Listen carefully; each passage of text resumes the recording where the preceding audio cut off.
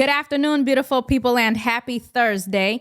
Today's story, you will not see it blasted across CNN or MSNBC.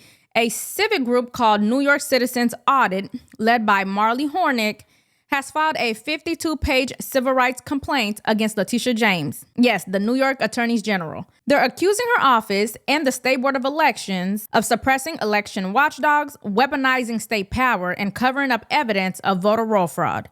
If proven true, this could shake the foundation of how New York runs its election. Let's get into it. Welcome to Nellie Miranda.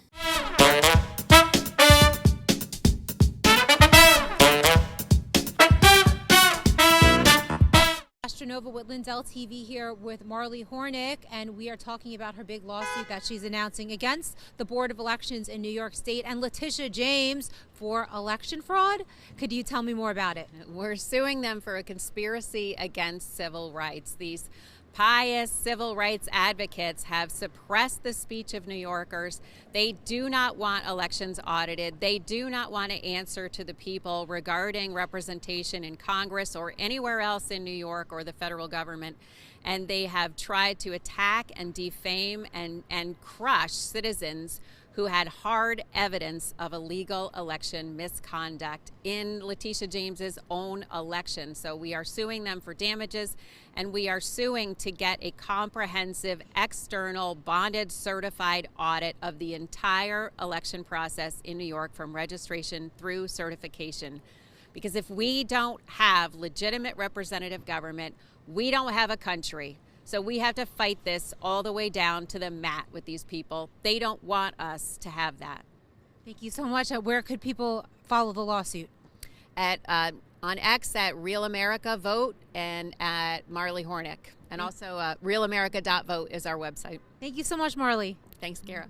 As always, please make sure you like, share, and subscribe to support the channel. Okay, so according to the filing, NY Citizens Audit says it uncovered massive irregularities inside NYS Voter, New York's official statewide voter database. They claim more than 2 million extra voter ID numbers, hundreds of thousands of ballots with no corresponding voter record, and even signs of algorithmic manipulation. Now, when the group took its findings to state officials, they say the response wasn't transparency. It was retaliation. So rather than audit the data, the state branded the volunteers as misinformation spreaders. And Letitia James allegedly used her office to launch a criminal probe under the Ku Klux Klan Act, suggesting racial intimidation against a group of retirees and data analysts just asking questions. So the lawsuit lists jaw-dropping numbers, over 1.5 million duplicate IDs in NYS Voter, roughly 436,000 more votes than voters between 2020 and 2024, and voters registered before birth or over the age of 114. Those are not typos. They're straight from the complaint. Identified inside of the state's official records about the 2022 and 2020 elections, millions and millions of examples of what appear to be felony misconduct according to the United States Department of Justice's guidelines for prosecution of election offenses. What we've discovered is 29 million facially invalid registration records. These states had counted 2 million more votes than they have any record of voters having voted or participated. What we've done is file lawsuits in 9 states. We've filed federal lawsuits against the chief election official and the attorney general of each state, and additionally, the attorney general of the United States of America, Merrick Garland, because our concern is that they are not operating elections in a way that upholds the fundamental right of American citizens to choose representatives.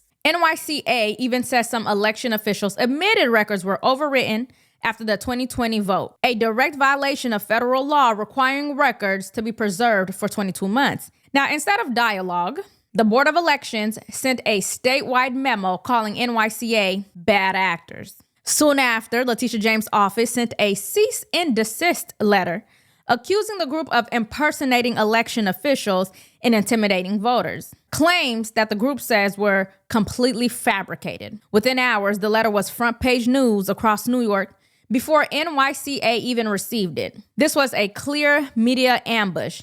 This is classic lawfare, the use of state power to intimidate dissent. You question the system? They brand you as a threat to democracy. The lawsuit we filed in New York is a very unique opportunity based on the work of New York Citizens Audit, another organization I had founded back in 2021, where we did this great voter roll research. So many people contributed, so many devoted Americans played a role in doing this huge research project into New York's election rolls and returns. And we were doing this amazing work all over the state, from Montauk to Buffalo, bringing the reports from our audits to town boards, county legislatures, our state officials, our state reps, and our federal reps. And wouldn't you know it, the Board of Elections didn't take too kindly to their embarrassment statewide at these presentations by citizens.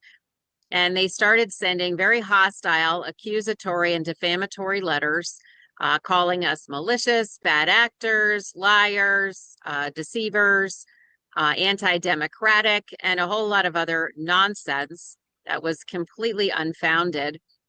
They sent those letters all over New York State, so that when the volunteers would take their information and do a presentation in front of the town board would just hold up these letters that they had gotten from the State Board of Elections and say, well, you know, we already know about you guys. We don't have to listen to you because we already know all about you. The Board of Elections told us that you're liars and told us that you don't really know what you're talking about and you haven't really looked at this comprehensively. Unfortunately for the Board of Elections, we had a team of extraordinary, experienced experts in all of the areas we were covering. And so that was not truthful.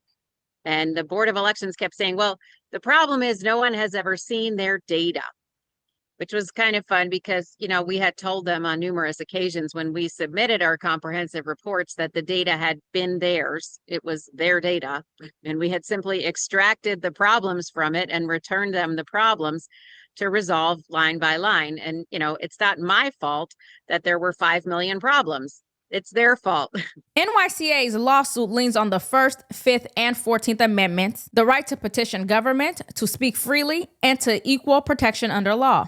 They argue that Letitia James and state officials have violated those rights by colluding to silence them. If citizens cannot petition their government about election integrity without being investigated as criminals, then representative government is a facade. This case isn't just about New York, it's about a national pattern, a Democrat attorney general turning her office into a political weapon. We've seen it with Trump cases, with Letitia James' civil suits against Republicans and Christian groups, and now she is targeting ordinary citizens who dare to audit elections, all while screaming that she's the protector of democracy, fighting for your rights. I also want to thank New Yorkers for showing up in record numbers to the polls to exercise your most basic and sacred democratic right. And lastly, I congratulate the President-elect Donald Trump. And if possible, we will work with his administration. But we will not compromise our values or our integrity or our principles. We did not expect this result, but we are prepared to respond to this result. And my office has been preparing for several months because we've been here before. We faced this challenge before. And we use the rule of law to fight back. And we are prepared to fight back once again. Because as the Attorney General of this great state, it is my job to protect and defend the rights of New Yorkers and the rule of law. And I will not shrink from that responsibility. She has made it her mission to undermine them, filing one lawsuit after another lawsuit against virtually every move that they make. And in fact, she's suing the administration right now over loss of SNAP benefits caused by the government shutdown. But anyways, if her office loses this lawsuit, it won't just vindicate NY Citizens Audit. It'll send a clear message that First Amendment still means something in this country. Now, the case was filed October 16th, 2025 in the Northern District of New York, and it is likely to set a precedent on how far officials can go in combating misinformation. If the court rules that Letitia James overstepped by branding citizen auditors as criminals, it could redraw the line between government oversight and political censorship. Meanwhile, mainstream media outlets are silent. Not a single New York Times headline, no CNN segment, because the narrative, it just doesn't fit. I literally found this on X. It's a shame. At its core, this isn't just a lawsuit. It is a litmus test for freedom of speech and election accountability in America. If a citizen group can be smeared, threatened, and criminally investigated for demanding accurate voter rolls, then our system has drifted far, far, far from Madison's vision of self-government. Now, do you believe this lawsuit could expose a pattern of political retaliation by Democrat AGs nationwide? Let me know your thoughts in the comments. I'll keep you posted as this case unfolds in federal courts. And if you want to read the actual lawsuit by yourself, I've linked it below. Happy reading. Thanks for watching, and I'll see you in the next one.